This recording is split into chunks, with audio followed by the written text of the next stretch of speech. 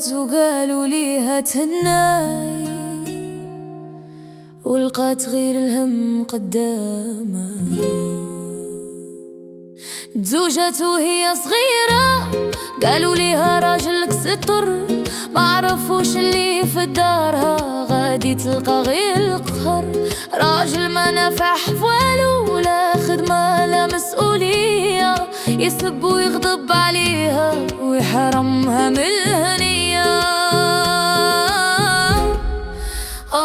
يا البرية صبري، طال قلبي تعا من هاد الحال، لا قدرت نخرج من داري، لا قدرت تحكي لوالدي. يا البرية بين البينات، كل نهار كيزيد العذاب، باغية غير بابا وماما ما نزيدهمش من فوق الموت. كتقول نصبر يمكن يتبدل، يمكن نهار يفيق، ولكن الايام كتدوز والجرح في القلب عميق. كتضحك قدام الناس وتخبي اللي في القلب، وملي تسد الباب عليها كتقول يا ربي فرج الكربة. يا البرية صبري، طال قلبي تعيا من هذا الحال، لا قدرت نخرج من داري، لا قدرت تحكي لوالدي.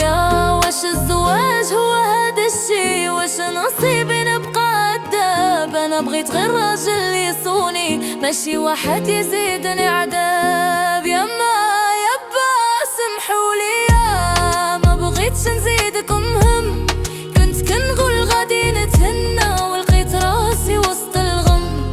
ولكن سكوت ماشي حل، والصبر ماشي بلا حدود.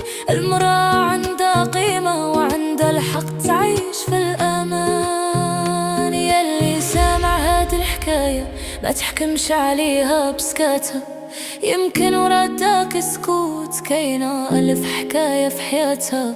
واللي يضل مراته راه ماشي راجل بالمقدار، دار خاصها تكون رحمة ماشي خوف وخصام ونار. يا البرية